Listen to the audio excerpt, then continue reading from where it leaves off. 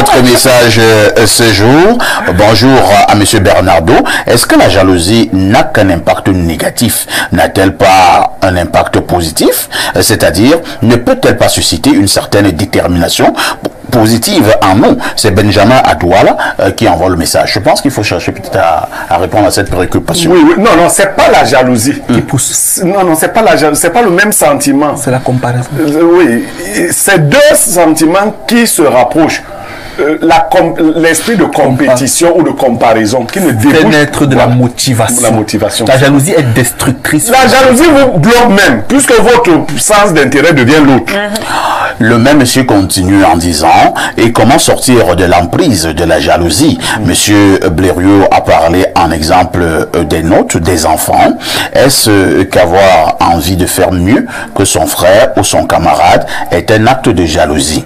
Un esprit compétitif est-il un acte de jalousie? Aidez-moi, je confonds beaucoup s'il vous plaît. Possiblement. Oui, bien sûr. Vous voyez bien qu'il y a un seuil entre la jalousie et la compétition. Un camarade qui déchire la feuille de son ami parce qu'il a eu 17, est-ce que c'est la compétition? Non, c'est la jalousie. Celui qui dit tu as bien travaillé, je veux travailler. Il y a des gars qui déchirent les bulletins des gens. Bien sûr. J'ai un ami. Attendez, j'ai un ami qui ici. Jusqu'aujourd'hui, il n'a pas d'emploi parce que son meilleur ami avait brûlé tous ses diplômes. Ça, c'est la oui.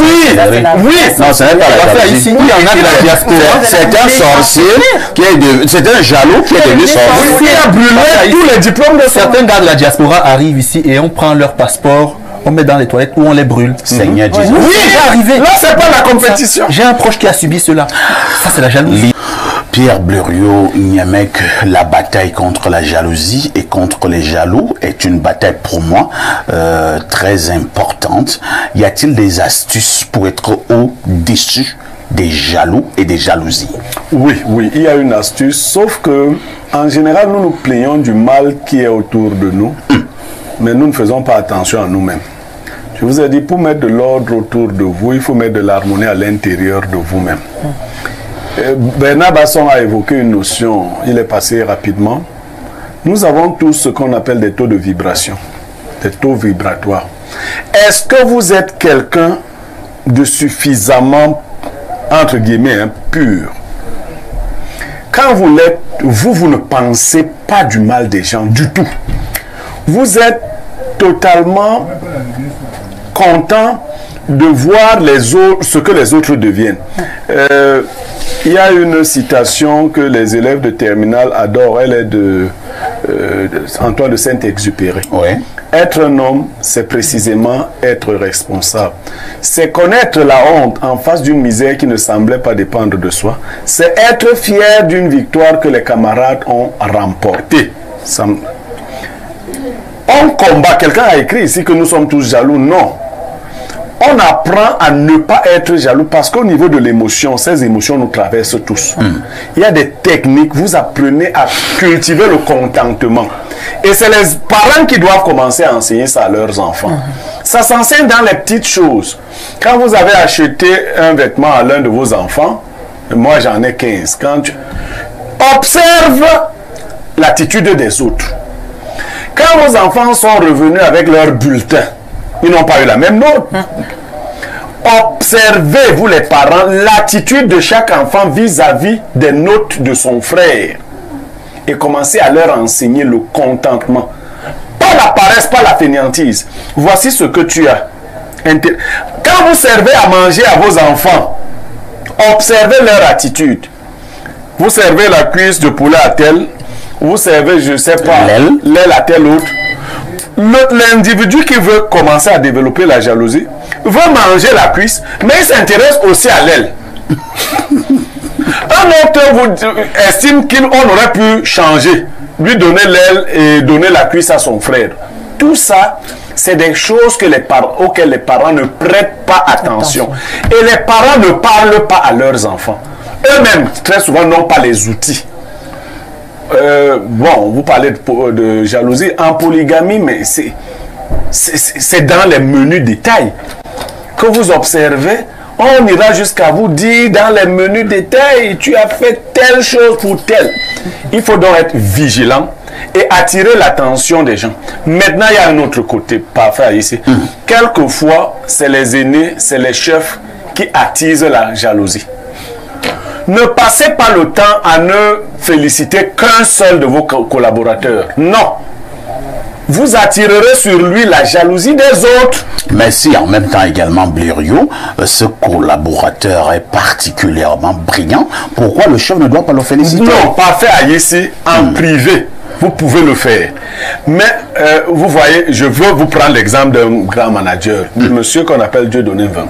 Vous avez observé comment, quand il parle à ses collaborateurs, quand il a fini de dire tout le bien qu'il pense d'un tel, il dit aussi tout le bien.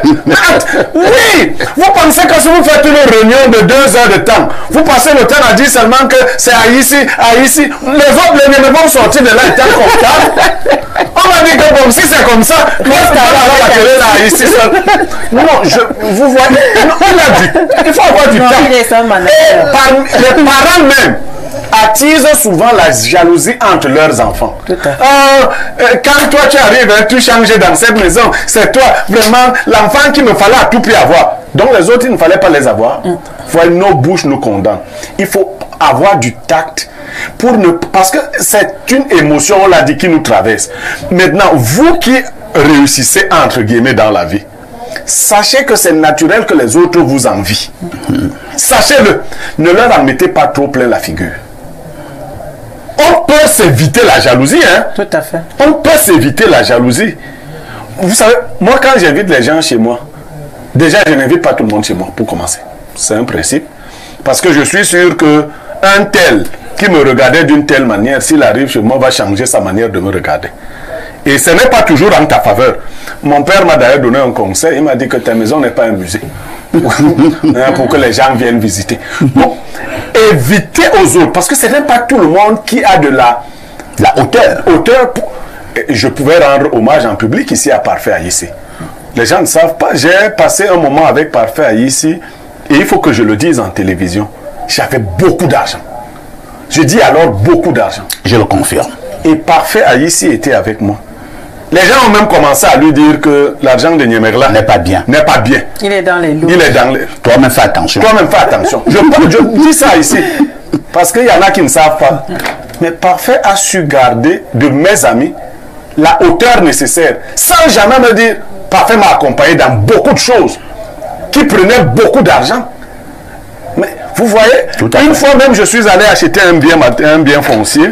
Oui. Et l'une de mes épouses voulait mettre son nom. Parce qu'on avait oublié les cartes. Je lui ai dit que maman, c'est encore mieux que je mette le nom d'Aïssi. Comment je vais mettre ton nom, hein? Parce que tu m'as amené dans ta ville ici. Non. Vous avez des gens, et c'est exceptionnel, je lui rends cet hommage. Parce que voir à côté de vous, quelqu'un qui manipule les biens. Bon, je n'étais pas très dur non plus. Oui. Mais c'est vrai que tu ne donnais pas aussi beaucoup. Non, je ne donnais pas. Non, ce que je... Et là, c'est un exemple de conversion. Puisque Bernardo, quand on finissait, Blériot a fait des dépenses dans l'ordre de plus de 5 millions. Bon, quand on se sépare, on donne 100 000. Non, parfait, non. Et je disais, tu sais, il va bien. Non, mais ce que Bernardo a évoqué un concept, la compersion. Ouais. Et ça, j'ai vu ça en vous. Tout à fait, tout à fait. Comment on est content de voir un frère réussir. Et ce sentiment de jalousie n'est jamais... Beaucoup m'ont quitté, même ma propre famille, aujourd'hui, elle est divisée. Voilà. Parce que j'ai eu un frère consanguin hyper jaloux. Donc, vous ne pouvez pas empêcher les autres de penser que soit ce qui vous arrive est miraculeux. Ainsi. Très bien. Donc, il faut élever son taux vibratoire. Il faut cultiver le contentement parce que la roue tourne. Merci. Hein.